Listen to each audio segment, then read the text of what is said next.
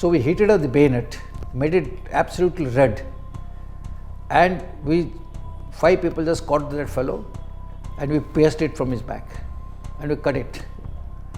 And then 2 people putting torches, used some improvised bamboo sticks, and you kept on prodding. That man was, as it is, shouting and shrieking, because the choice is that if you didn't, then you will die.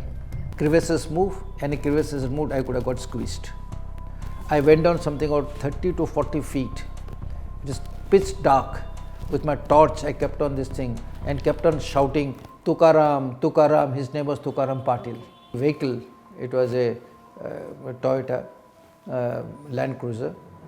5 people carrying, AK-47s and so on. So I could make out that the Taliban is. So they stopped my vehicle. So they asked me to get down. Okay. But if I had got down and things wouldn't have gone the right way, possibly I wouldn't have been sitting in front of you.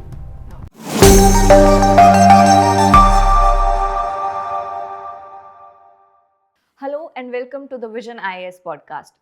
I'm your host Pooja, and today we bring you an extraordinary episode filled with wisdom, courage and life lessons.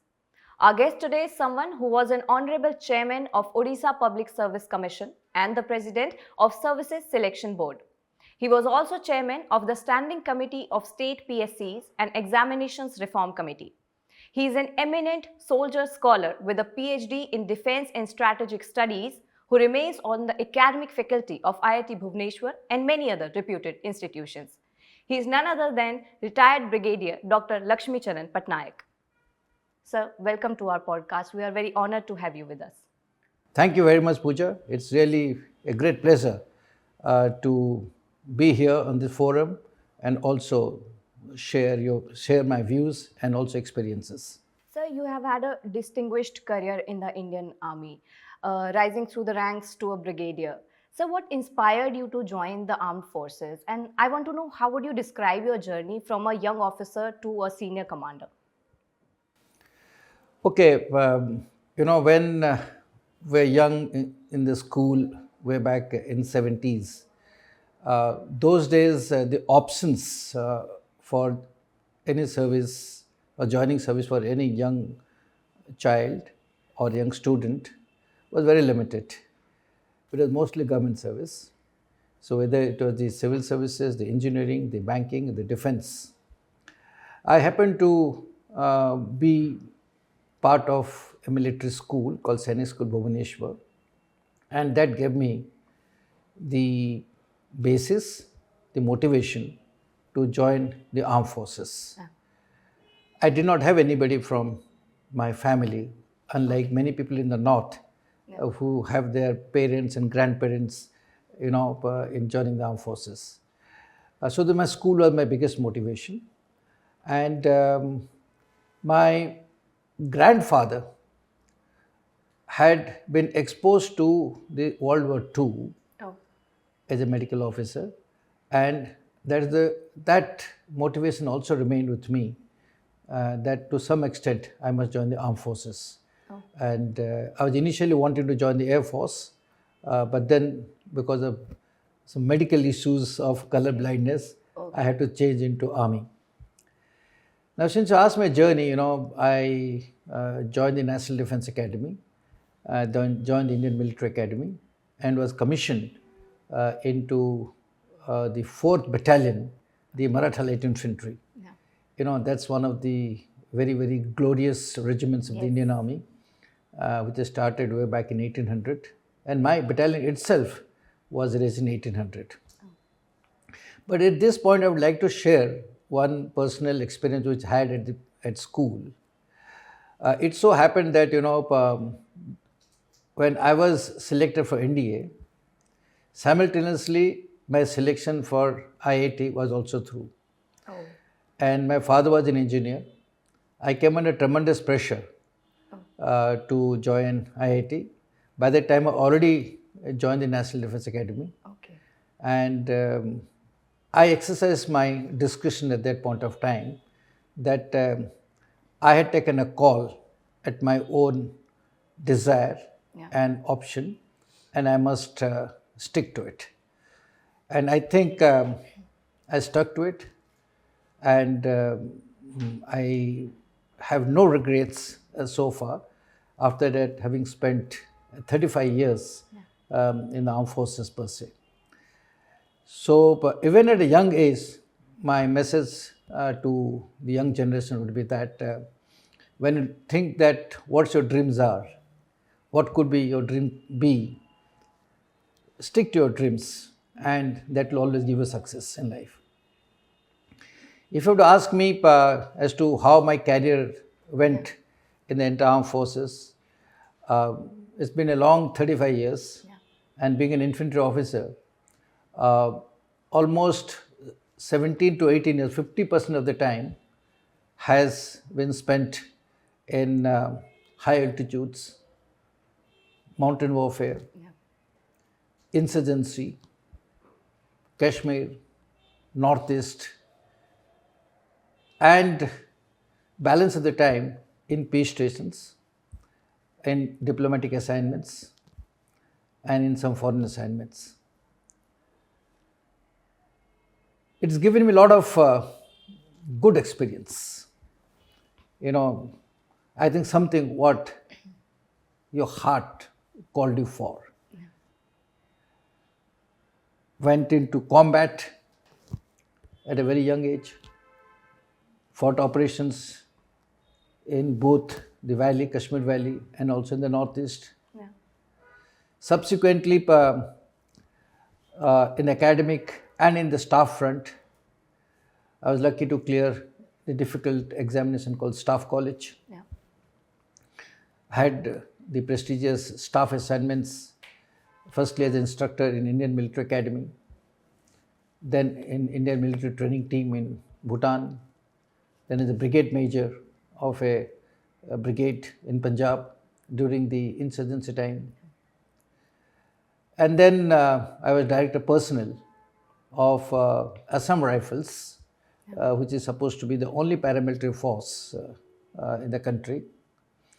And then moved on to do a diplomatic tenure as India's defense advisor in Iran, in the embassy of Iran in Tehran, where I was exposed to the conflict in the Middle East, in Afghanistan and also Iraq.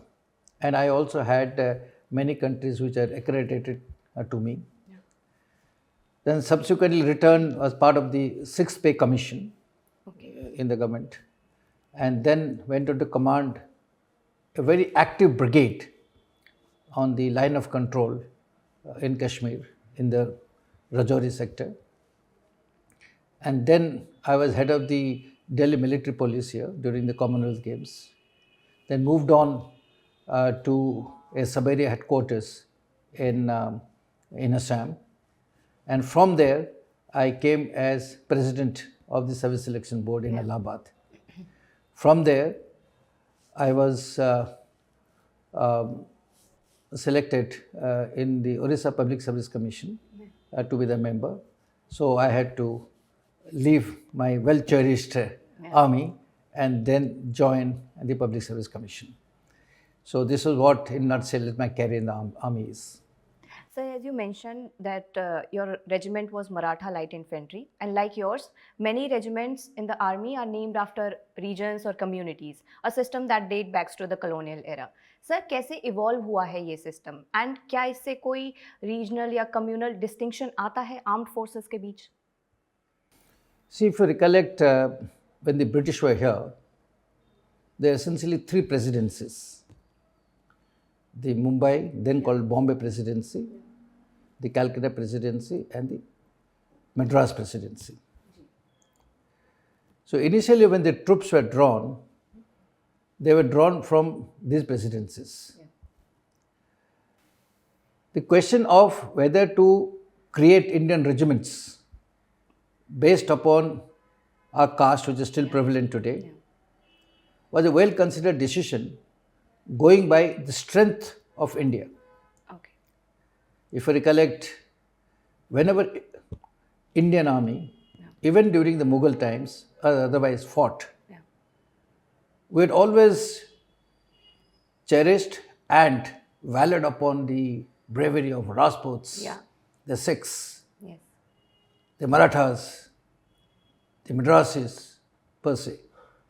So this was very well studied by the Britishers, and they took a very conscious decision that if India armed forces has to be optimized and their strength has to be utilized to the full extent, they have to remain in one group and preferably in one group of the same tribal, whether we call it a caste or a group or otherwise. So it was in this light that the whole system started, and the initial experiment was big success. For instance, my own regiment was started way back in 1786. My own battalion was raised in 1800. And we are now, my battalion former Attaché, and it is now 225 years. Yeah. It's not been dismantled once, and still pride upon the fact that we have fought in all the great wars, and First World and Second World War, and all the wars. Yeah. And our troops still cherish that we are one of the oldest battalions. Yeah. So the experiment has been a successful experiment. Okay. There could be other models in other countries where they do not have the advantage of a strong bondage of a group or a caste. That should not be the cardinal point of comparison to say that they are good. But since you have already a proven system, I think it should be kept intact. Okay. Sometime back we did some experiments with mixed regiments. Okay. It's not that there have been failures, but when you compare today the performance of pure regiments based upon the age-old traditions of a region and a group vis-a-vis the mixed, I think the former has got still more advantage than the later ones. Okay.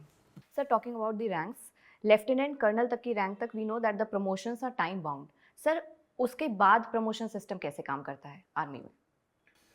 You see, armed forces all over the world operate on command-oriented system. Yes. Now, in a command-oriented system, there can be only one commander. Yeah. There can't be two commanders. Yeah. Okay. So, by going by the organizations, we start from a small platoon to a company to a battalion to a brigade to a division to a corps and command. Yeah. So, all this grouping has to have one commander itself. And as you keep moving up the ladder, obviously the number decreases. Yes. There will be more companies, less than that there will be battalions, less than that there will be brigades, less than that there will be divisions, and so on and so forth. So apparently, the vacancies for command gets drastically reduced as we move in the ladder. And we have a system that if you have to select an officer to the next rank, especially in the command-oriented system, he has to command. And if his command or battle worthiness is proven, then he is put into the next rank. So that is the reason we have very less number of vacancies on the top. But we also have services like the engineering corps, the mechanical engineers who give the logistical support to the main arm. There also we have a command system, but up to a limited level, that up to a battalion level. Beyond that, we've opened up, and we did find this particular issue of less number of vacancies, which is plaguing the promotions of the Indian Army. I can share my experience in the 6th Pay Commission when I was there. This issue was very widely debated. Okay. And that is the reason that we felt that enhancing more amount of ranks in the armed forces is not going to benefit them organizationally. Hence, a large compensation was given in terms of pay and allowances. And the cadre reviews did carry out certain amount of increase in ranks, but definitely when you compare to the civil organizations, civil services, wherein they have an advantage of moving in parallelly, in the sense that if you have today one secretary of a department. You can have 5 secretaries by dividing various parts of the department. That won't make a difference. We can't do that in the armed forces. Hence, we continue to have the issue of pyramidal structure in the armed forces purely because it's a functional organization. It's a command-oriented systems. Now, coming to the management, yes, earlier, in fact, Lieutenant Colonel was a selection grade. When I got approved, I was a selection grade Lieutenant Colonel. Okay. But then we realized that it is too early for a person to be left out. So we made Lieutenant Colonel today a time scale, and beyond that, Colonel, we made it a selection grade. Okay. And we brought down the age of the commanding officers, especially of the infantry battalion. From earlier, it was around 40 years old. Now we brought it down to 35 years. Oh. So this gain of 5 years has given tremendous advantage because if you are young, then you can really command well. Yeah. So that is the reason why the armed forces, whether it is Army, Navy, or Air Force, are constrained. If they have to maintain functional efficiency, then the vacancies have to be limited on the top because they are all command oriented. Sir, 2022 में एक scheme government ने launch करी थी, that is Agniveer, जिसके तहत जवानों का initially 4 साल का टेन्योर होगा एंड उसके बाद 25% of the jawans will be retained. Sir, as a former army officer, do you think this is a correct scheme and how might it influence the motivation of Jawans? See, Agniveer scheme conceptually is very good. Okay. And similar, concepts or similar models are being followed by the Chinese army. Okay. And partly in South Korea per se. But in Indian context, since we draw our soldiers from the village and the education background, we still kept it, 10th oblique 12th for entry. A Jawan takes a lot of time to grasp the essentials of combat. Yeah. And the technology, as far as the weapon systems are concerned, whether the surveillance systems or the control systems have actually rapidly moved ahead in last 20-30 years. So when you look at the professional challenge of a young soldier who is not having the advantage of higher education, vis-a-vis his ability to handle such complex weapon systems, we feel that if the tenure was from 4 years, if it can be extended to 7 to 8 years, that will greatly benefit the armed forces. Because when you want to train a person, it takes time 2 to 3 years. For him to become specialist and then work in the system takes another few years. So it is not beneficial from the organizational point of view, because we are not looking at the narrow sense of only Army, Navy and Air Force. Yeah. We are looking at it as a nation. Yes. The last bastion of the nation, their combat capability should not be compromised at any cost. And a viable media by which 8 to 9 years is a very, very optimal way of utilizing the Agniveers per se. So that will going to benefit both the nation and also the armed forces. Sir, women officers की अगर मैं बात करूं तो उनको primarily short service commission के under recruit किया जाता है, जबकि male officers are offered permanent commission. Do you see this as a form of discrimination? देखिए, ये सारे चेंज वुमेन ऑफिसर्स को आर्म फोर्स में लाना, it's a societal change and a part of our transformation. And initially we took them for short service, but now we have given permanent commission for some of the women cadres who are not in combat. Say for instance, we started with legal branch, medical branch में तो ऐसे ही पहले था. Okay, then we started with some of the services, wherein the permanent cadre are being slowly introduced. Okay. Even to the extent that our women officers जो कि पहले उनको command दी नहीं जाती थी, जी. उनको भी कमांड देने लगे हैं. Okay. Now, resistance in a male-oriented organizations, not only from the point of view of gender, but the point of view of functionality, matters quite a lot. Okay. Because army is supposed to function in very, very harsh conditions. Okay. Okay, where even if you desire Yeah. कि सब प्रकार की सुविधा होनी चाहिए, बहुत लोग बोलते हैं आजकल के ज़माने में क्या सुविधा की क्या प्रॉब्लम है, मगर अभी आप गांव में भी चले जाओ, सरकार बोलते हैं कि हर जगह पे बिजली है, हर जगह पे पानी है, हर जगह पे गांव है, घर है, मगर जो गांव में जाके देखता है उससे नहीं होता है. हाँ. उसके मुताबिक जब फार ऑफ प्लेसेस में रहते हैं जहाँ पर कि इनहॉस्पिटेबल कंडीशंस हैं, वहाँ पोस्टों में पहुँचने के लिए आपको 3-3, 4-4 दिन पैदल में जाना पड़ता है. कई सारे पोस्ट है आज तक वहाँ पर पैदल पे भी नहीं पहुँच सकते हो, वहाँ पर आपको हेलीकॉप्टर में जाना पड़ता है. सियाचिन ग्लेशियर में जैसे कि ऊपर से आपको ड्रॉप करना पड़ता है, खाना पीना बहुत सारे ऐसे है. क्योंकि हिंदुस्तान की जो कंडीशंस है, service conditions of the arm forces specially the army का, वो बहुत अलग है. It is one of the unique in the whole world. हमको पहाड़ों में लड़ाई करना पड़ता है, हमें जंगलों में लड़ाई करना पड़ता है, हमें इंसिडेंट्स में लड़ाई करना पड़ता है, ओके, ग्लेशियर में लड़ाई करना पड़ता है, रेगिस्तान में लड़ाई करना पड़ता है. हम ये नहीं बोल रहे हैं कि physically women are weak. No, it's not that. Women time and again have been proven to be as physically strong. History has shown. But it is in this light that living conditions, combat applications, and ability for the women to integrate with the general mass, especially in combat, उसमें थोड़ा सा कमी रहेगा presently है. But मैं सोचता हूँ कि जैसे जैसे समय बीतेगा और more and more women get involve into the intricacies of combat, we can surely introduce this into combat. मैं ये नहीं बोल रहा कि फिट नहीं है.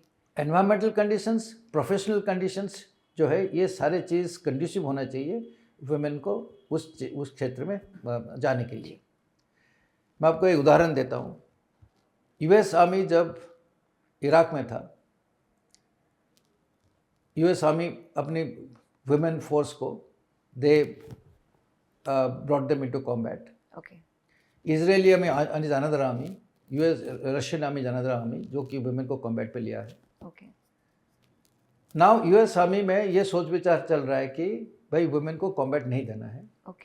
क्योंकि जब इराक वॉर हुआ था उस दौरान the number of violations, sexual violations that took place against women officers and women other ranks is very high.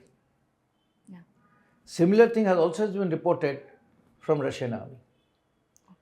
So they may be good in terms of your physicality, but issue is that there is a gender issue.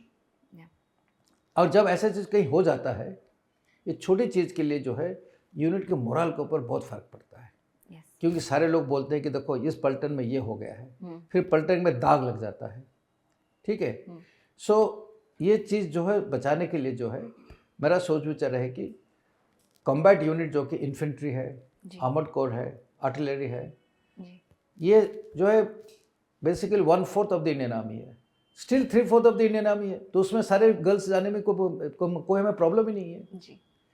और धीरे धीरे जैसे situation improve होगा तो इसमें भी girls women officers आ सकते हैं.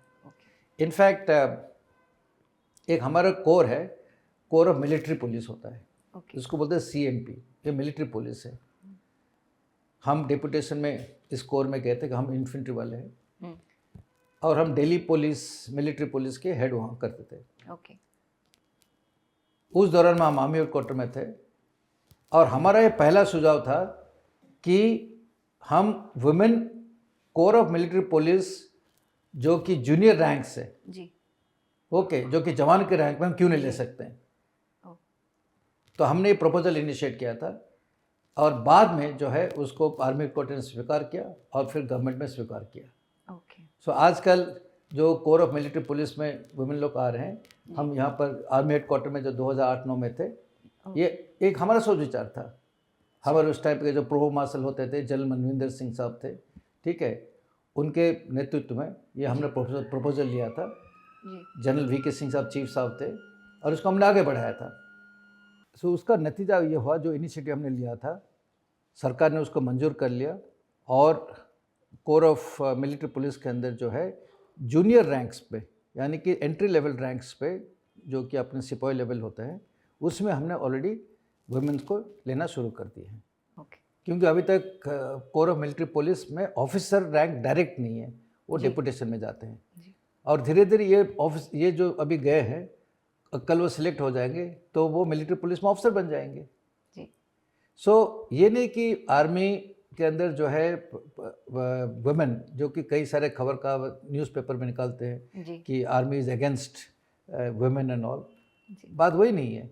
बात ऐसे है कि प्रोफेशनल कॉम्पिटेंसी को मेंटेन करना और एनवायरमेंटल कंडीशन को बैलेंस करना, ये बहुत ज़रूरी है।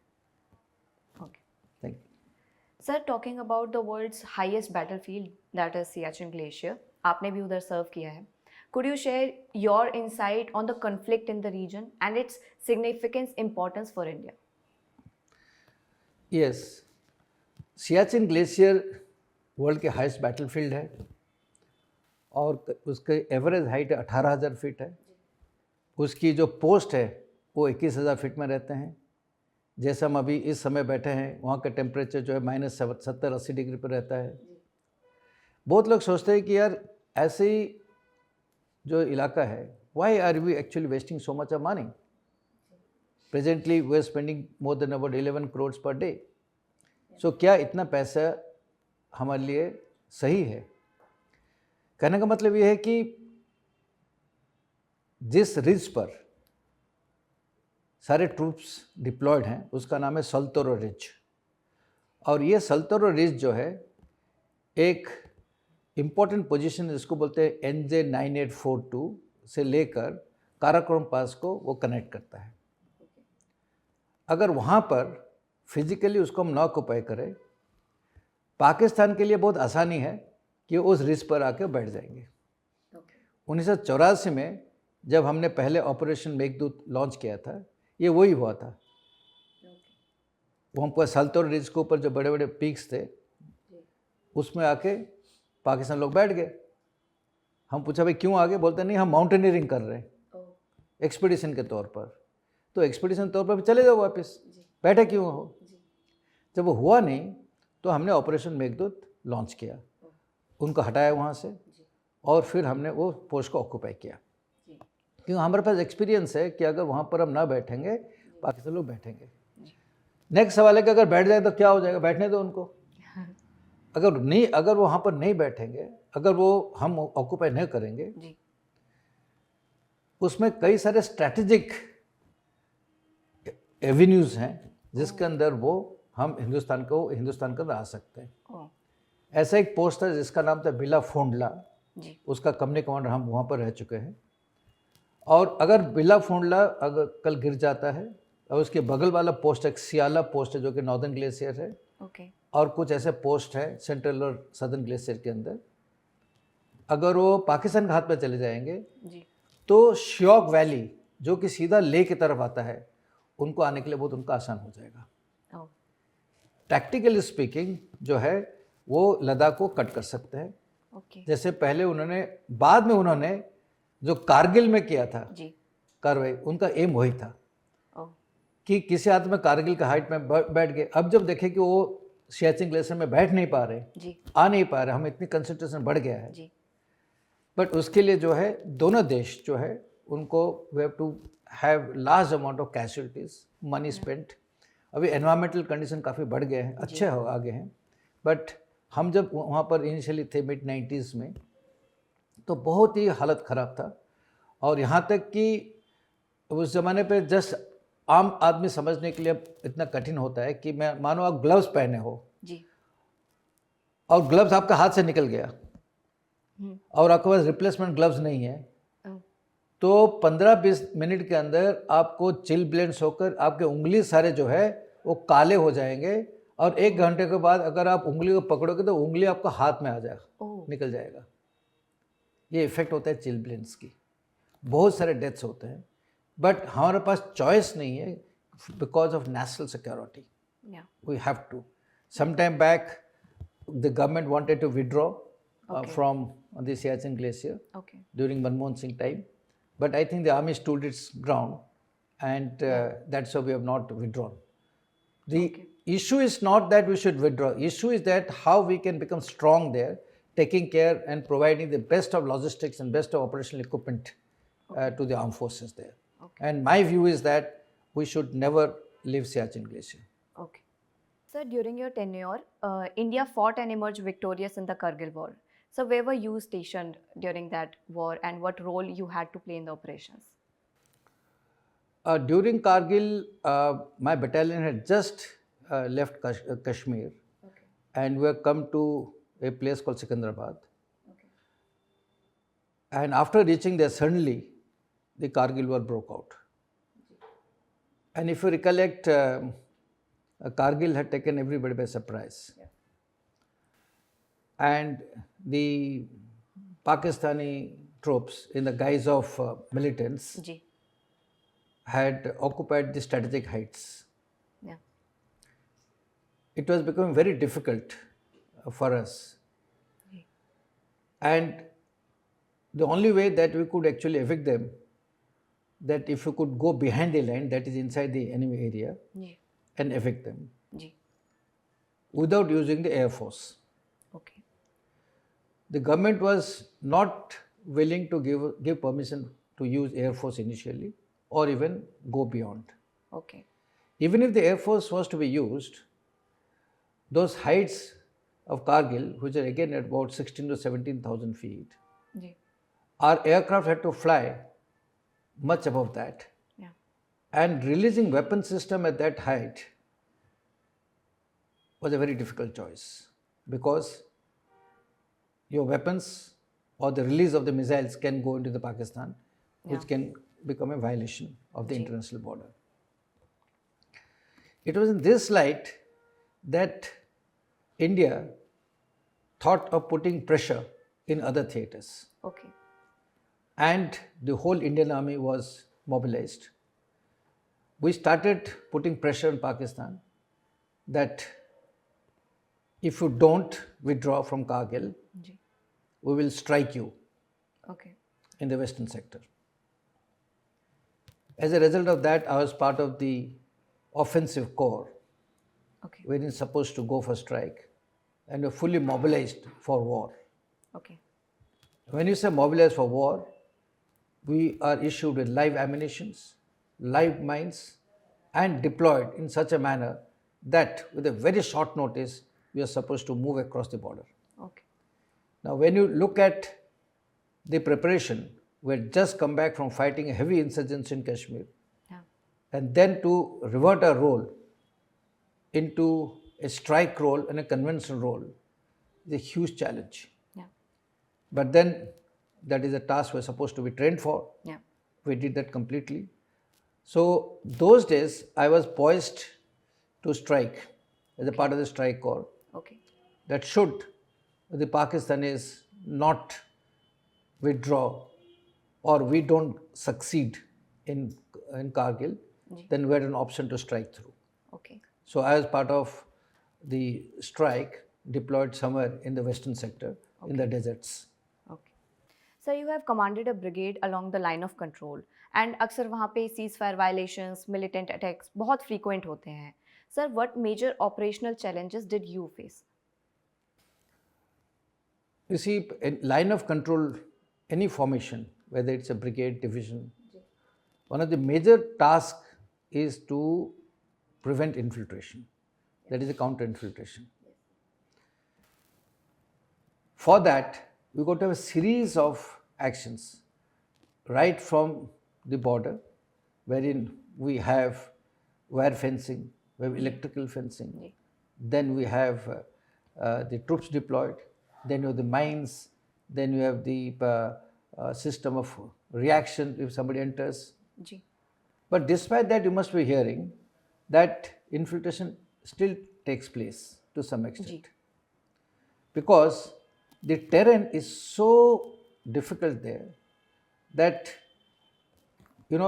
the militants find ways and means, because they know that even if 2 of them die in the encounter, at least 4, 5 will make through. Yeah. So despite the fact that, the army is heavily deployed and all types of actions are there, and whenever such a thing takes place, there is heavy fire which takes on the line of control. So there is heavy firing, there are heavy casualties. So against all this, the enemy tries to infiltrate. So one of the major challenges of command of a line of control is that you got to maintain the sovereignty of the line of control, prevent infiltration under blanket of live fire. That is the thing. In other areas, in normal times, that's not there. So that is one of the major challenges. The second challenge is that all line of control has got a huge area behind which can be exploited by insurgents and terrorists to cut off a line of communications. So those line of communications has to be protected. Yesterday's news, there was an ambush in the Rajouri sector. In fact, it was in the same area where I commanded the brigade. There's a place called Laliali, wherein the Pakistanis had infiltrated this right from 1971 to other times also, many times. So that is one of the heavily guarded area. Yet, 2 days back, the militants infiltrated. They laid an IED in one of the village tracks, and the Indian Army lost 1 captain and 1 more Jawan. So this sort of challenges which takes place, and wherein they move in, they want to put ambushes on you, they want to attack your post, they want to capture your posts, and in such command environment, loss of any territory is never forgiven. And the difference between a line of control and international border, for the knowledge of everybody, is that in international border, you cannot, go across that line because that will be a violation of sovereignty. In a line of control, you have that little option that in case you want to go and capture a piece of their land, you can do that. And if they want, they also do that. So this sort of, game which continues to play there, and because it's an eyeball to eyeball situation, that is, I can see him, he can see me. Literally, sometimes you talk to each other also in good times, but in bad times you fire each other. So the command at the line of control is entirely different ball game than commanding elsewhere. Sir, in 2016, we did a surgical strike on Pakistan. It was a landmark operation, जहां हमारे Indian Army troops ने पाकिस्तान के border में घुस के enemy launch pads को destroy किया था. सर, ऐसे मिशन को execute करने के लिए किस टाइप की planning, training and coordination की ज़रूरत होती है? And the interesting part is, how do we know the exact location of the enemy launch pads? I'll come to the second question first. We have absolutely verified information and knowledge as to where the enemy launch pads are, where their locations are, where their training establishments are, where their logistic bases are. Information की कोई कमी नहीं है. The challenge is, rightfully pointed out, that how do you enter without being interfered, go strike, and more than that, how do you extricate after you are struck? So this uniqueness of strike operations is that you have to go undetected, strike, and come back undetected and not being caught also. So further, the method that we normally utilize are you use the terrain in a very, very professional manner by which the enemy cannot pick you up. We look for gaps in the radar coverage. We look for gaps in the weapon coverage, because every land, every piece of land, a defended land, is covered by weapon systems. And then we have to have a very robust communication system and evacuation system. That is to say that we identify areas from where, if required, if there are casualties, our helicopter can move in and then pick him up. So we have specialized weapon system, we have specialized gear, we have specialized ammunition, we have specialized communication systems for that. But no doubt it's a very, very difficult operation. The question is, Why wasn't it done before and now only in 2016? Yeah. Yes, surgical strikes was going on even when I was in command of the brigade also, but that was only to a limited extent. So surgical strike जो है, before that also 2016, but 2016 was unique because we had to go deep inside, okay, and extricate the people safely. Because if you fail to extricate people, it had not only repercussions of international ramifications, but also the morale of the troops. Yes. Hence, if you recollect, throughout the operation, the Prime Minister was sitting in the operational room at the army headquarters. So this is the seriousness and gravity of any surgical strikes. Okay. Not that the government is not willing, the government wants to do it, but then there are a lot of political and military ramifications to carry out a surgical strike.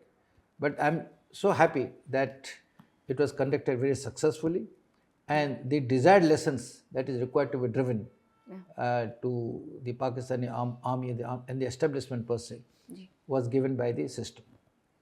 So the 2019 Pulwama attack was one of the deadliest terror incidents in Jammu Kashmir, where we lost 39 soldiers. So what were the key lapses that led to this attack, and what have we learned from this incident so that the further attacks should not happen? I do agree.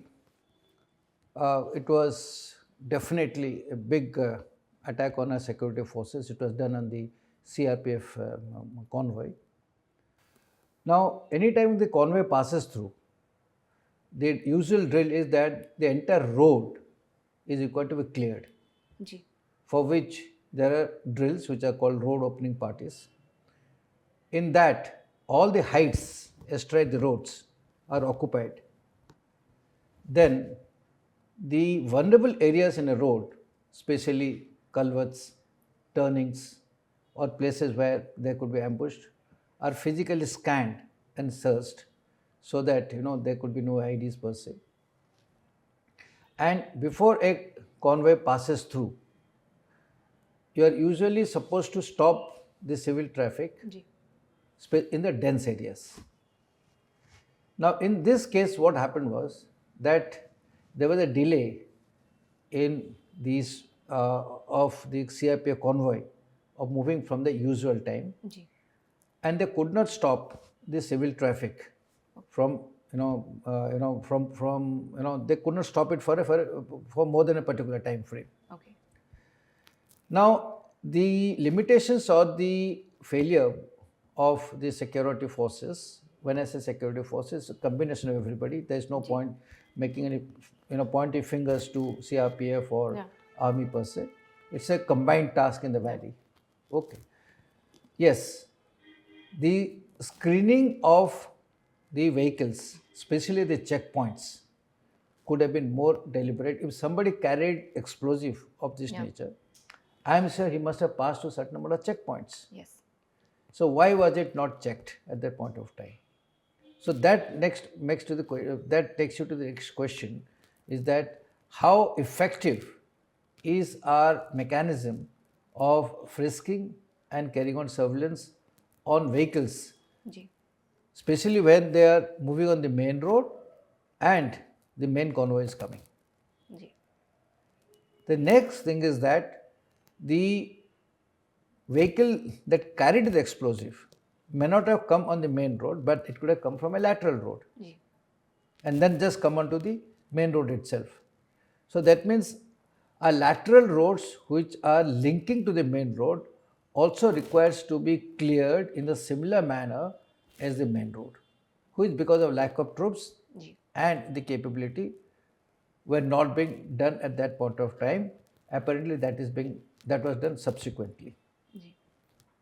Now when I had visited Kashmir, I think situation is changed since there is not much of things happening. The roads are being cleared, monitored and protected only at vulnerable points. Right. But anytime we want to secure a body of troops in vehicles moving on road, we got to ensure that all roads leading to the main road are equally secured, number one, and all heights which are dominating the road are also secured. So as a follow-up action, if you follow these two actions very diligently, I don't think that in future there could be any possibility by which there could be attack on any convoys per se. Sir, on a more personal level, as a commander, losing soldiers under your command is an incredibly difficult reality. Have you ever experienced this? Yes, being in command, I lost few people when I was in the Glacier. Two of them were because of enemy fire, and three of them were part of the climatic conditions. So obviously it is very, very difficult, but then many things you can't really help. And you'll be amazed that one of the boy I lost was in front of me only. We had gone for early morning picking up stores. It is, the aircraft comes by, parachute. They drop those rations, kerosene oil and everything. Our early morning drill used to go there and pick it up. Otherwise, if you don't pick it up, the snow will cover it up. There are a lot of crevasses. Crevasses are opening up in the ice, because when you think of Siachen Glacier, it's a complete tabletop of ice, frozen ice. And when the sun comes, it opens up. So the openings are called crevasses. All of us have got a drill that whenever you carry out this particular search operations or any picking up operation, you are supposed to tie each other with ropes. At one point of time, there was a jerrycan which was lying slightly ahead. So this Jawan thought, why should I go along with my ropes? He just said, नज़दीक तो है, जाके लेके आ जाता हूँ. वो नज़दीक जो है, maybe just about 4 to 5 feet ahead. He went, when he picked up the jerrycan, and there itself was a crevasse. And he went down. And when he's going down, he is shouting, "Saab mujhe bacha do, saab mujhe bacha do." Now the question is that the crevasses move. We made an immediate attempt to rescue him. I personally went down, to be very frank, because inside the crevasse, the temperature goes down to minus 150 to 200 degrees centigrade. You feel as if somebody is taking a hammer and hitting onto your head. Because to go down a crevasse, which is just about 3 to 4 feet width, if it moves, then you get crushed inside. And then to go down, you got to rope yourself, put on crampons. Crampons are those nails which are put on the boots. You got to keep hitting the ice wall and keep going down. And I told my boys that I'm going down myself as a part of showing that you need to rescue your boys. It was very risky operations. If crevasses move, any crevasses moved, I could have got squeezed. I went down something about 30 to 40 feet, just pitch dark. With my torch, I kept on this thing and kept on shouting, "Tukaram, Tukaram." His name was Tukaram Patil. But Tukaram Patil voice could not be heard anywhere. I think he had gone down very, very deep, because crevasses are sometimes 1,000 feet deep, 2,000 feet deep. We just don't know what it is like. They're so much deep. I lost that boy. His body was recovered 22 years later. 22 years Later. Another battalion found that body, and you will be amazed, it was still in a similar condition. So that means 22 साल के बाद भी his body was absolutely frozen. I mean, it was frozen, and no deterioration had taken place. So these are the personal challenges that you face. I myself went down a cliff. We had Osag post, and the enemy started firing, and there was a casualty which took place. So in the middle of the night, we had to go, and it was blizzards all throughout. You can well imagine temperature, you can put it around anything between minus 70, 80 degrees centigrade. And to reach that post, you got to actually make a route, small route by digging the side of the ice wall and keep making, because the other side of firing is coming. And in one such move, when I was trying to negotiate a hump, I slipped. I went down some 400 to 500 feet down. But it was a miracle that one of my Havildars, he ventured to look for me, and he actually came and rescued me when I possibly had only 5 to 10 minutes of life left with me. Because in such conditions, you die of hypothermia, that is deep cold, within maximum 45 minutes to 1 hour. And I had about 10 minutes of life with me. So if my subordinate Havildar wouldn't have come, and that too, he took a big risk. Yes. We have something called ice scooters, snow scooters. In snow scooters, you can't make 3 people sit. If he had to pick me up, he had to come himself. And if he lost the route, then I am also gone. He somehow knew कि साहब यहाँ पर शायद पड़े होंगे. He got, I think it was providence. It is something which, it's a miracle. That he came, I saw from a distance the light of the snow scooter. I took out with a lot of difficulty my torch and waved it. So we made some light contacts. Okay. When the light contacts were made, the Pakistanis on the other side got to know of it, and they started firing. So he crept under the line of fire, came to me, picked me up, and took me back. All these rescue operations was just done within an hour. Okay, but I had 10 minutes of life left with me. So this is a challenge that can take place, wherein even if something happened to you, you got to wait for next day, if the weather is good, for the helicopter to come and pick you up. Otherwise you will die there. So at that places, when we operate, you are only connected with something called a faith and a trust. And obviously, the government or the army gives you the best of things, what is available. The dress they used to wear in mid-90s, those days used to cost 1 lakh. 1 lakh completely. Okay, everything, whatever we wanted to eat, everything is given. But then there is limitations as far as human body is concerned. The doctors say that you can only serve for 3 months there, not beyond that. I was one of the few company commanders who served for 6 months. And the effect of that second tenure is killing me now, because you have a lot of internal issues, which is not seen by people. So the hazards of weather in serving high altitudes and in such areas against enemy fire has to be correctly understood, that these are actually the challenges of the army sitting on those icy heights. It is just not sitting. You are going to defend your land, your territory, your sovereignty, yet protect yourself and protect your men, and also ensure that something happens, they are evacuated.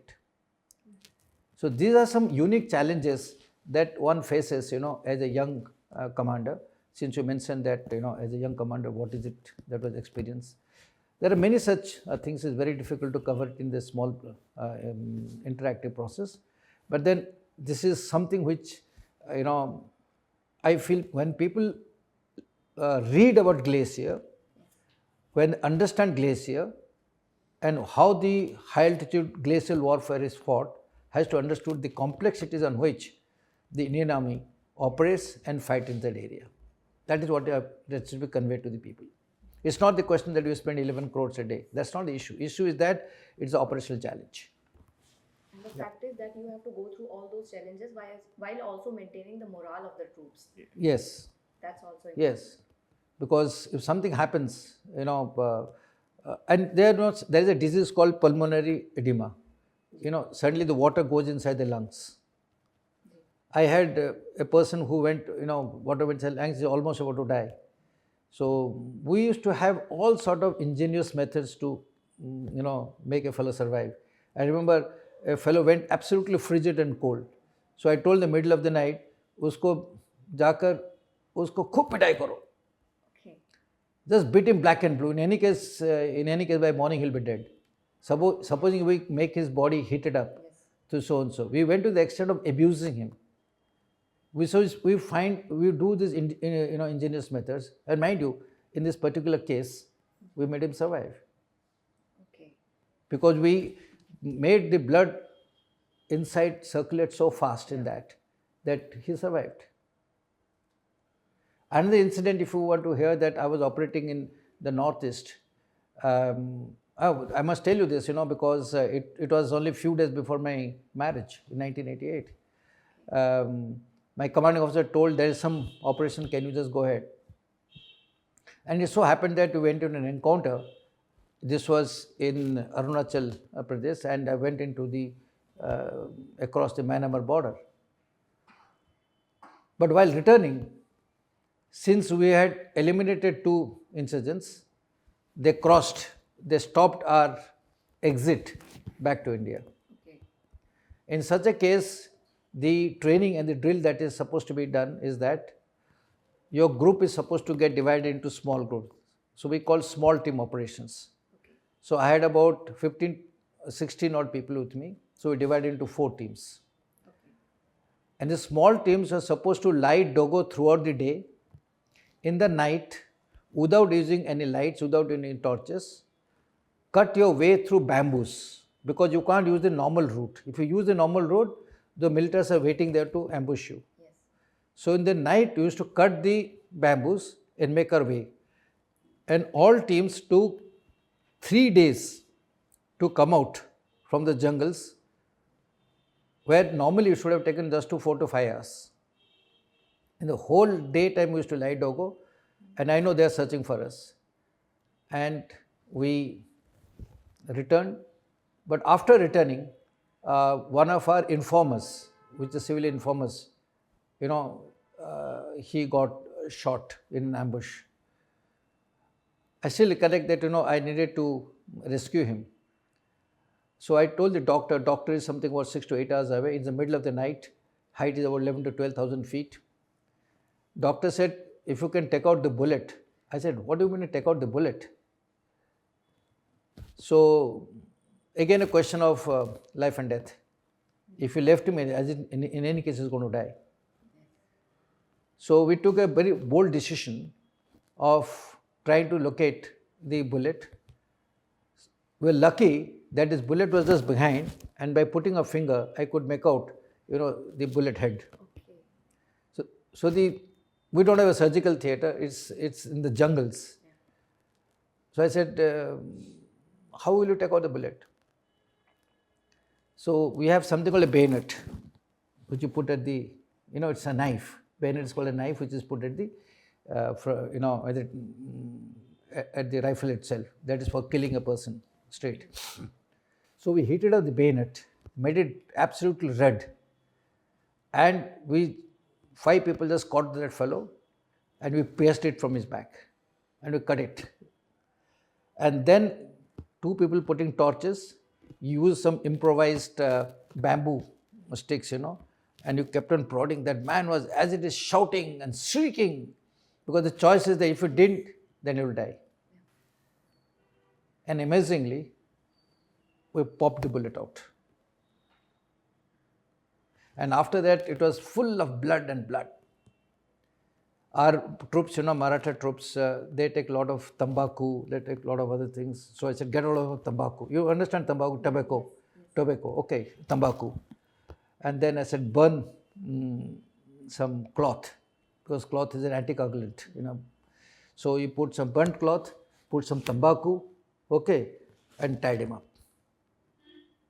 And we had a wonderful doctor who later became a brigadier. His thing was that he kept his entire surgical kit behind, and he runs. He never walks.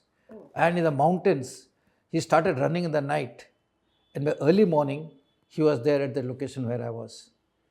And the result is that that man survived.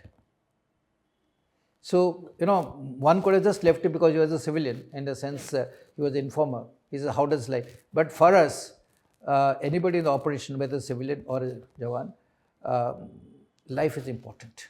So we make it a point that, everybody comes back intact.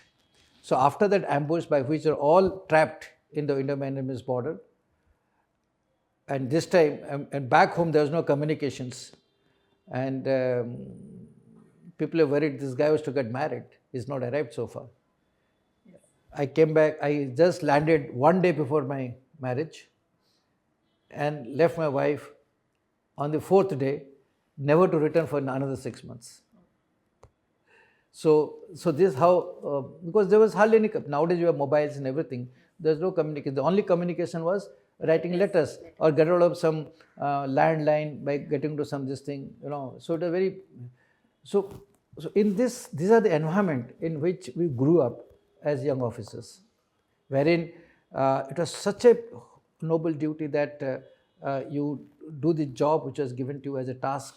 You ensure that the men under your command remain safe and sound, while you yourself, being in danger, are also supposed to ensure that your men remain protected and carry out a job. So these are the challenges of a young commander, military commander. I thought I'll just share this with you. So this is why it is rightly said that our army officers, our officers are the real life heroes. Yes, to some extent, we have many heroes even in non-military life. They come in different challenges. But why the military officers take a different stage and different viewpoint is that the operational areas are so difficult that you got to actually engineer it yourself. The two incidents that I just told you, can you imagine, a red hot bayonet being pierced inside the back of a person? No. Okay. And the blood flashing on your face, and he's shouting and he's shouting and shrieking. Can you ever imagine that you are hurling abuses and beating a fellow in the middle of the night in a Siachen Glacier just to warm up his blood flow and then make him survive? Because there is no choice. There is no choice. It's not that there is a surgical theatre, there is a hospital, there's something of the nature, or a helicopter close by. No. If you do it, he survives. If it doesn't, obviously dies. That's what the challenge is all about. Yeah. Sir, in 2019, Article 370 was abrogated. आपको लगता है कि इससे जम्मू कश्मीर में positive change आया है in terms of development, daily life, security के terms में? I think on ground, what is happening today is a sea change than what it was before 2019. Having served in Kashmir in different capacities for 8 to 9 years, one has seen it that one could not move without a protection. Yes. One suspected each and every person who was moving on the road, and there was fear all around. I had visited Kashmir last year. Okay. Moving in Lal Chowk was like moving in Connaught Place. Yeah. So you can't have a better situation than this. And interacting with the locals out here, let's not expect that the locals is going to embrace this political change overnight. No, something which they have undergone for the last 70 years, wherein they say ki the issue that you are special, yeah, it will take time to get removed. Yeah. But the fact is today, the average person in the valley, okay, whether he's a Kashmiri, most of them are Kashmiri obviously, or people from outside who are settled down, feels far more secured politically, socially and economically after Article 370 has been abrogated. I think this is the biggest achievement that the post-India has ever achieved. Army, they have reorganized themselves. We no longer are in the central areas, okay, except for intelligence and otherwise. It's been given to the police and the paramilitary forces.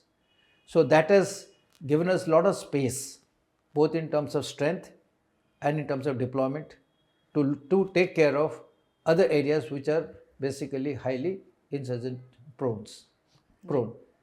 So if you see, because of that redeployment, we have now become stronger in the line of control, because of which the infiltration has almost come to absolutely nil. The very fact that it's going on is very, very marginal. Okay. Doda is now a peaceful state where when I went there in 99, Kishtwar, I went to Kishtwar, I couldn't imagine. I went to Bhadarwa, oh my God, it's like any other throbbing town which is there. I could never imagine that in my lifetime, that in next over 20 years, this place would be radically changing so much on the economic front and on the social front. Now, this couldn't have happened, let me tell you, without a change of the political situation. So that is the impact of 370. That has to be, it's more, other than security, is the economic and the social part, which has greatly impacted Kashmir. Sir, हम जम्मू कश्मीर की बात कर रहे हैं तो we know that militant attacks जो होते थे वो कश्मीर में बहुत होते थे, बट अभी पिछले 1-2 सालों में there have been an increase in these type of incidents in the Jammu sector. You yourself has been the commanding officer in Doda. Sir, why do you think कि ये शिफ्ट हो रहा है? You see, since Kashmir is so well, I would rather use the word fortified and well protected, it's become very difficult for them to make infiltration in that area. While you come to the plains portion, that I call it Akhnur and down, Jammu, Samba and all these areas, it's a plain area. Okay. We have the BSF deployed there. BSF is equally strong, equally poised.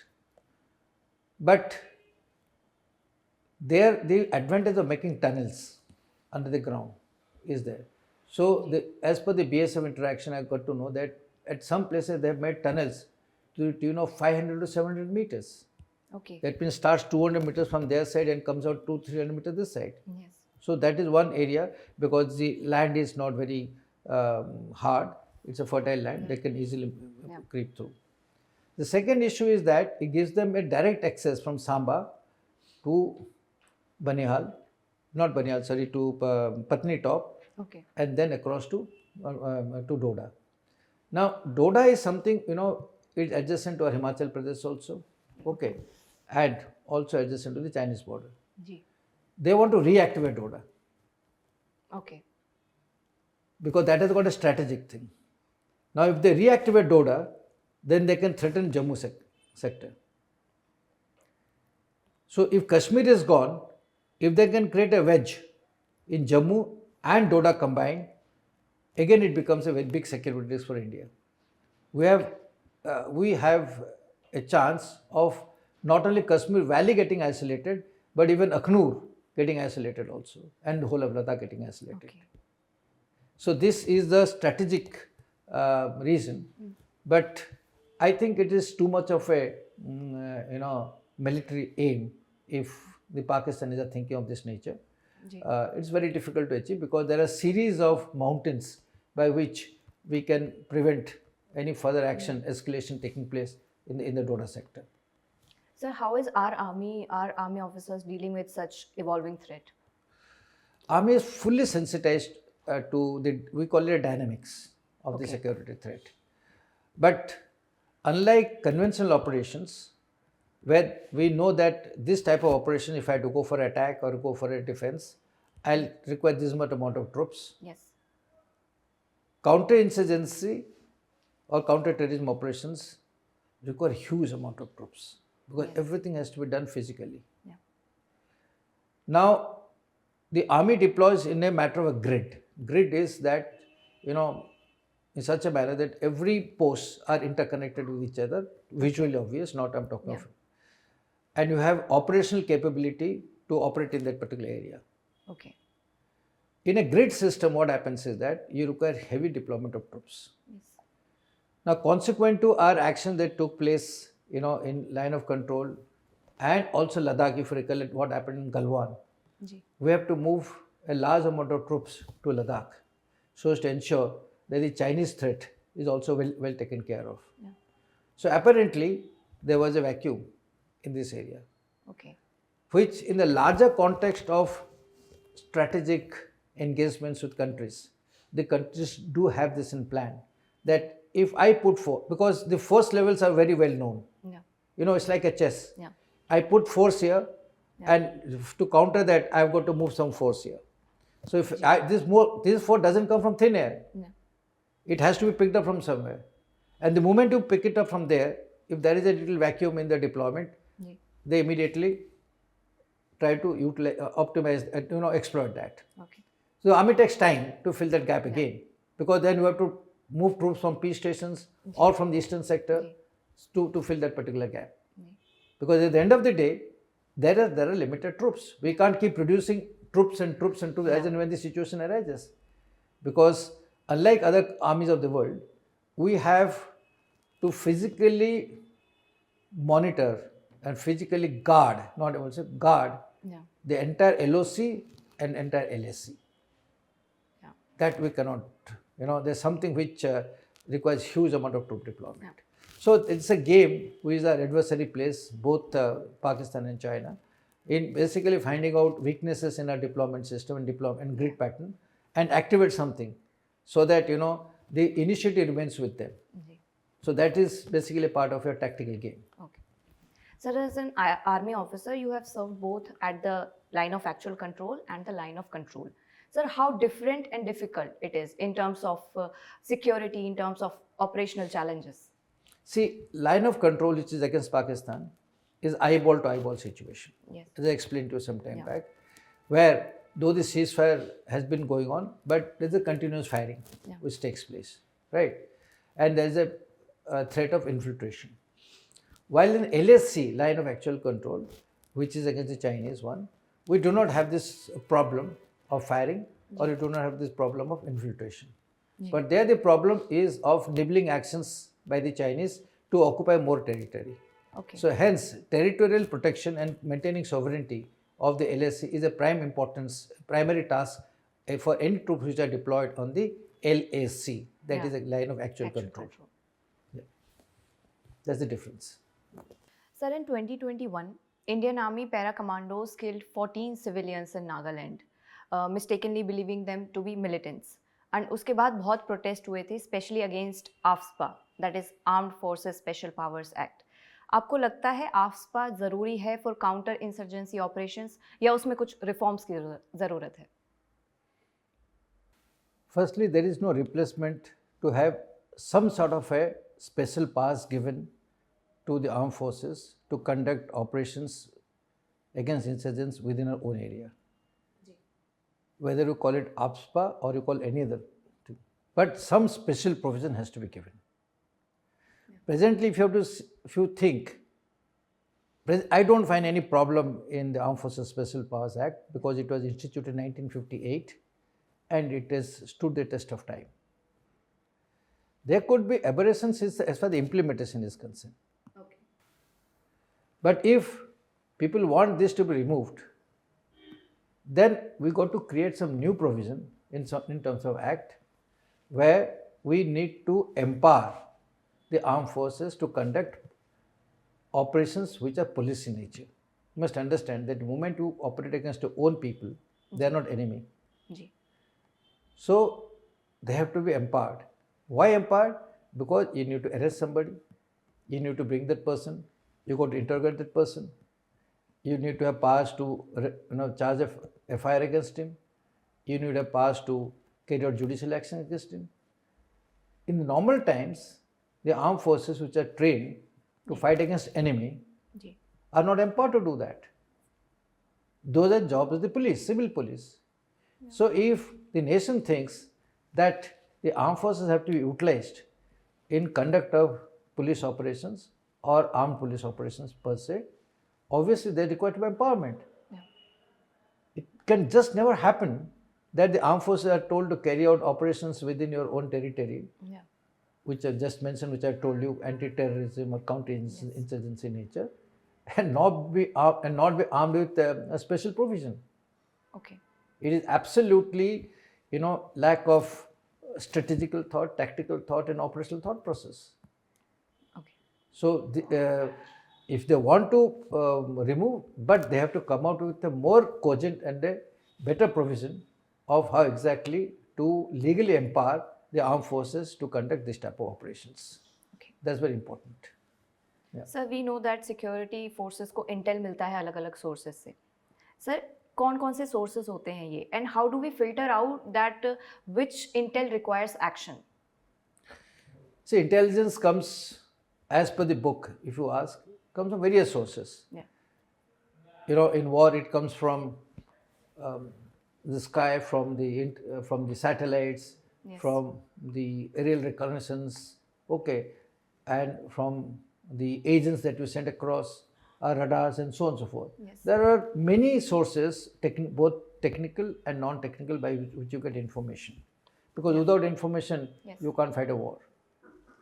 If you're asking the question if it's relevant to the internal operations per se, yes, there are informers, there are sources which are planted, okay.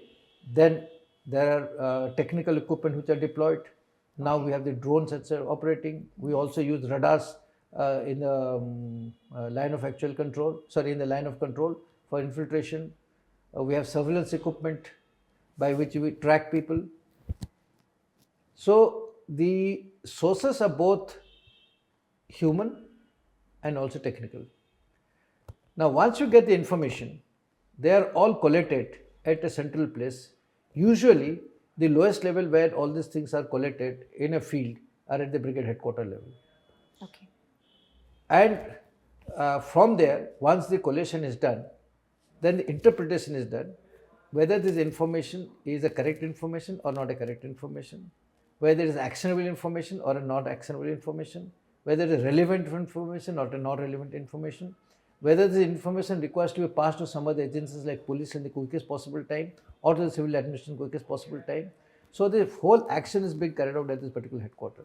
Okay. If that information is actionable in nature, then the information is immediately converted into operational orders and sent down to the battalion and the company headquarters to carry out actions immediately. Okay. But point that I want to highlight is that every information is not actionable. Yes. And whether to interpret whether it is actionable or not actionable, it requires huge amount of your collation techniques, your understanding of the situations, and understanding of the intelligence per se. Yeah. Even everybody wants to manipulate, there is something called a deception.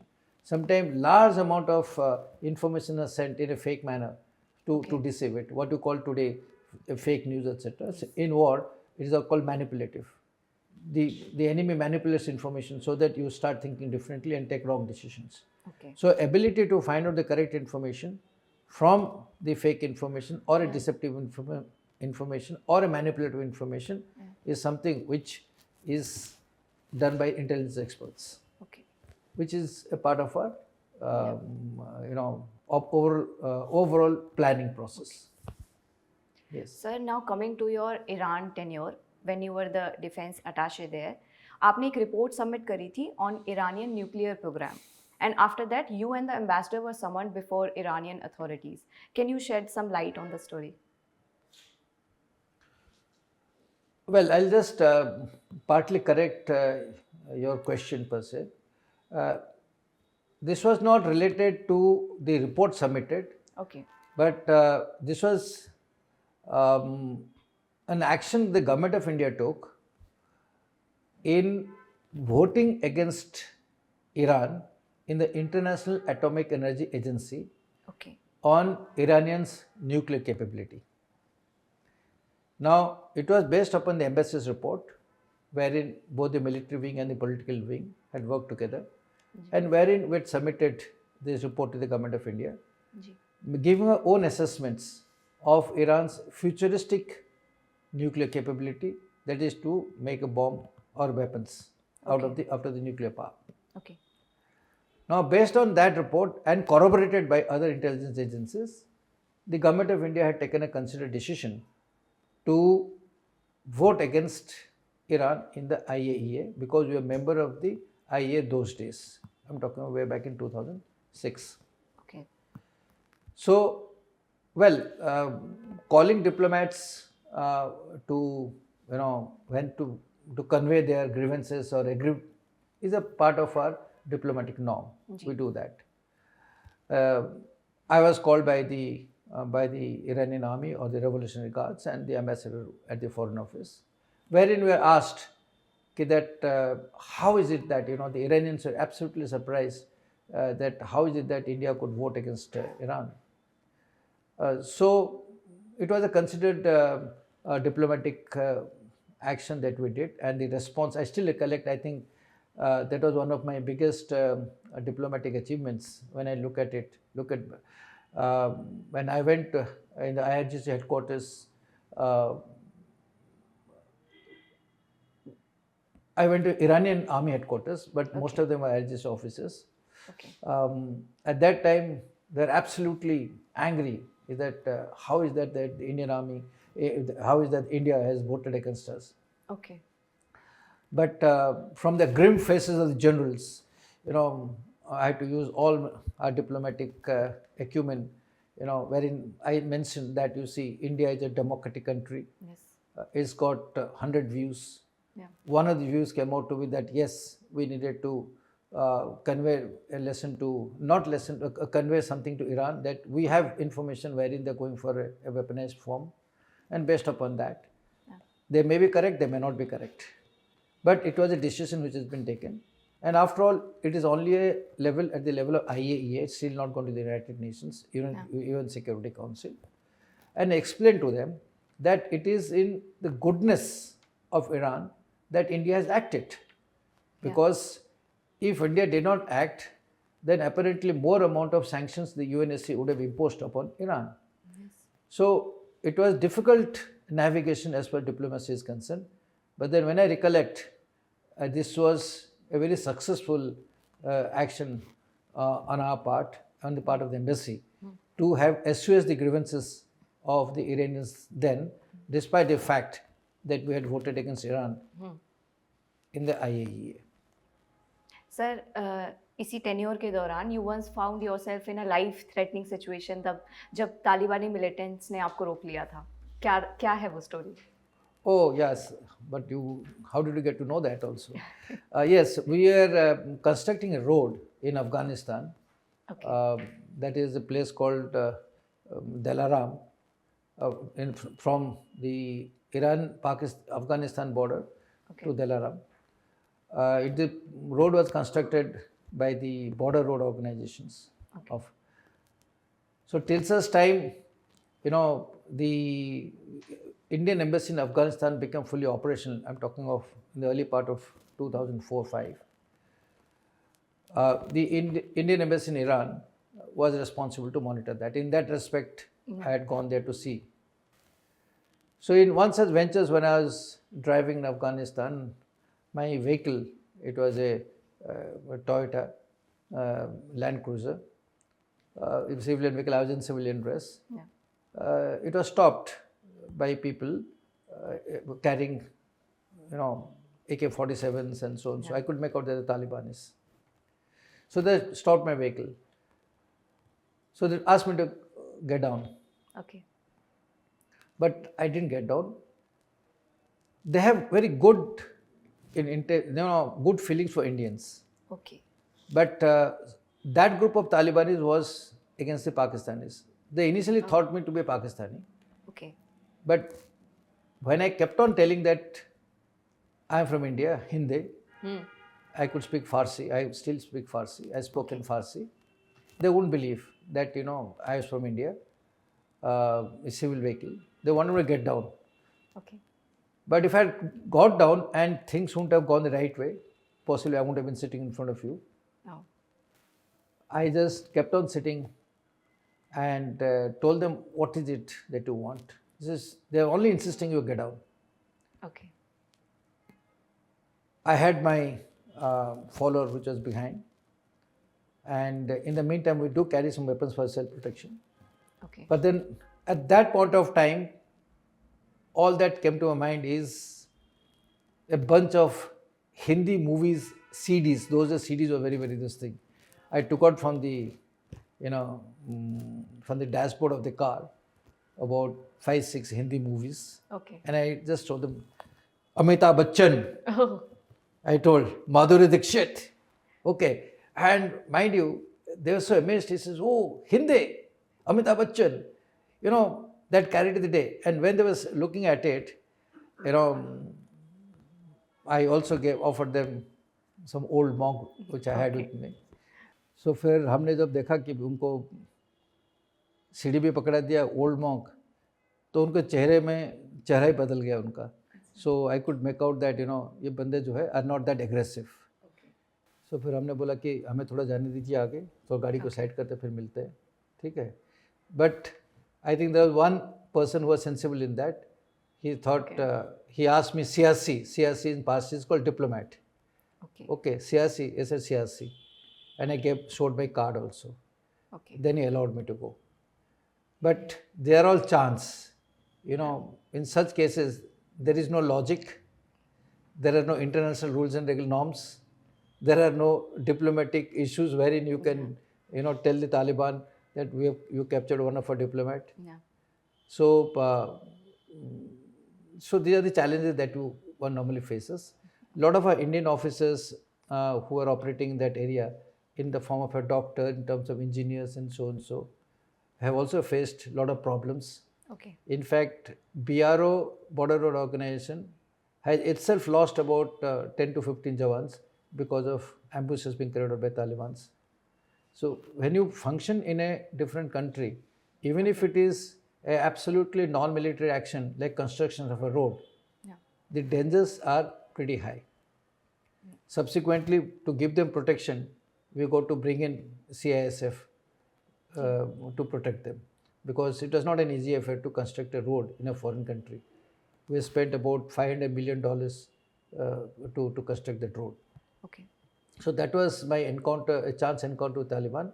But the fact is, again, I'm sitting in front of you, it was a chance. So you had a role to play in selection of both the military officers and the civil servants. Military officers while you were the president of Services Selection Board, and civil servants, as I mentioned, OPSC chairman. Sir, what is the difference in the assessment parameters of both these boards? You see, defense services selection process based on to gauge or assess certain qualities which are defined, which are relevant to the defense forces. Yes. Say for instance, we got something called a officer-like qualities, otherwise called OLQ. Okay. There are 15 such qualities which are required to be assessed at the Service Selection Board.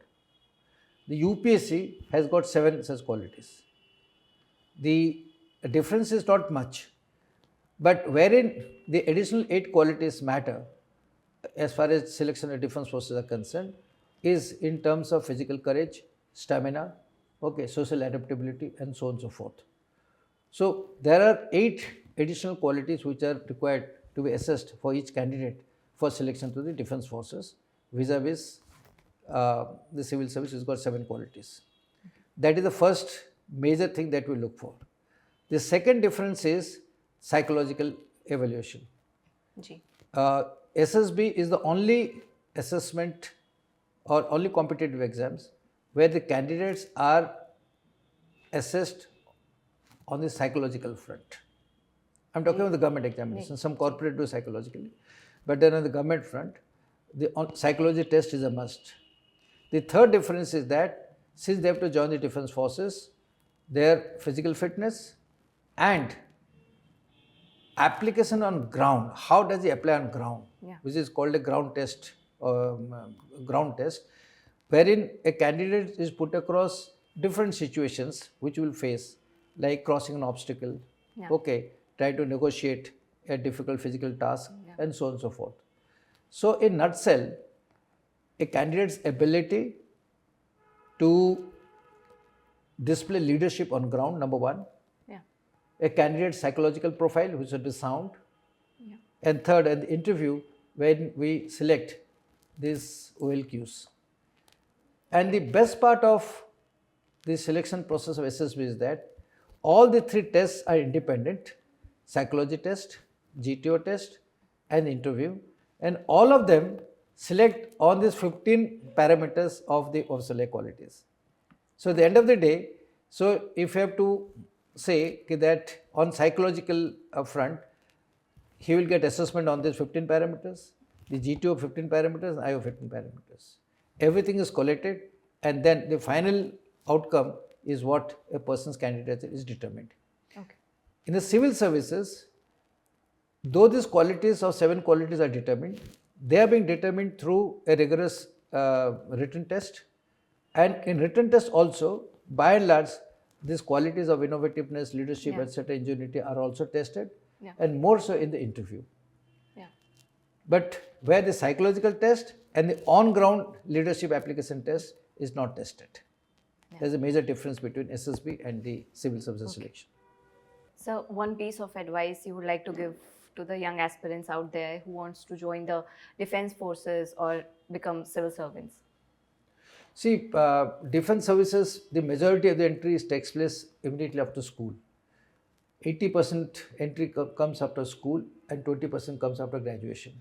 Okay. So, the candidates who join the defense forces are greatly motivated at the level of the school or by the parents or by the legacy per se. So, out of that, I don't find that once they will get motivated by purely, motivational talks, etc. Yes. But it does have an impact. Like for instance, if I had not joined a sainik school or military school, I would have never got to know about it. So it's essential that we create infrastructure, we create systems in the country wherein large amount of young students are exposed to the defense way of thinking and defense type of training, so that at a very early age they get exposed and are motivated. Because at the end of the day, defense services is a very, very difficult service for which you need to take people at the young age. As far as civil services is concerned, I'd advise people not to go by the aura and glory of the so-called civil services, because the days of so-called aura at the level of a collector and SP are gone. Today, a civil service officer has to have huge amount of challenges in administration. He needs to know the legality. He got to be expert in technology. He should be aware of financial rules and regulations. Yes. He should have the acumen and the tact to handle large amount of pressures which comes from the political side. Yes. So, a future civil service officer that is going to take the country in the 21st century is much more evolved, has to be much more evolved than what was there in the 20th century. Okay.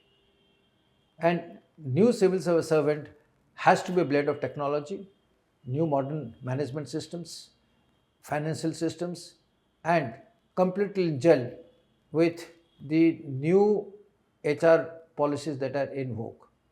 Unless a person of this quality, he can become a civil servant, whether he joins an IAS, whether he joins a revenue service, or he joins any other subsidiary or allied services. These 3-4 fundamental qualities will make a good civil servant. Hence, people should not join. I would rather reach out to the best crop in the country. Okay. Yeah. Though we have people from IITs and IIMs joining this thing, joining the civil services, but those are today just about 15 to 20%. I'm talking about both IIT and IIMs. Yeah. We need to have people from other good institutions, in the country, and especially from the liberal arts and liberal studies, coming and joining this, joining the civil services, because we are looking for a crop of people, just 1,000 odd people to lead a country, to take the administration of 1.4 billion people for the next 25-30 years. Yes. So it's a huge responsibility. Similarly, in the defense forces also, we have just about a cadre strength of about 40,000 officers, and our intake, both ND and IMA, is about 1,500. So all combined in a year, civil services 11 to 1,200, and they are the two lines wherein they take care of the future of the country. One takes care of the security and protection, sovereignty of the country. The other takes care of the development and the management. Yes. So, unless you create systems by which we motivate the best lot to come in, we will not be able to do that. Our age-old methods of trying to recruit both in the defense and also in the civil services has to undergo drastic changes. I would rather call transformational changes. Okay. Then only we will be able to find better crop and better people for these two services. We also need to have a change in the system. Of course, what change in the system examinations is something that we'll not discuss today because that's in the pipeline. I'll bring part of that. But issue is that there are a lot of changes which are required in the system today. As long as we understand, the net requirement is that whatever people we select are for the good of the country, they're going to take the nation to reach whatever dreams are, whether it's a $5 trillion economy or a $10 trillion economy. The fact is that we are looking at a place in the progressive state of nations. Hence, the leaders that we select has to be absolutely of the good quality that I'm looking for. And good quality is not a difficult choice, let me tell you. It's only that the methods have to change. So I would reach out to the young generation that both the services are wonderful. Since I've seen both sides, so I can tell they're wonderful and must exercise their choice on this particular issue. Thank you so much, sir, for sparing your time, and it was an honor listening to your experiences throughout your armed forces career, throughout your diplomatic career. Thank you very much for giving this opportunity to me to interact with you. And the only message that I can leave out to the listeners is that we stay in a wonderful country. We have wonderful environment, having operated and served in many countries, seen the functioning. I can tell you that the environment, the challenges, both in defense and civil, are really something what the young generation could dream of. And taking them, what you call, by the reins, is something, a great opportunity for the young generation. And we look forward to more people joining these two organizations and people to understand the challenges that the country faces, because it's only leaders who can take the country forward.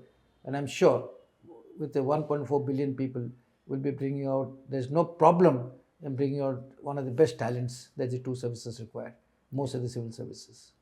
Thank you very much. Thank you so much, sir.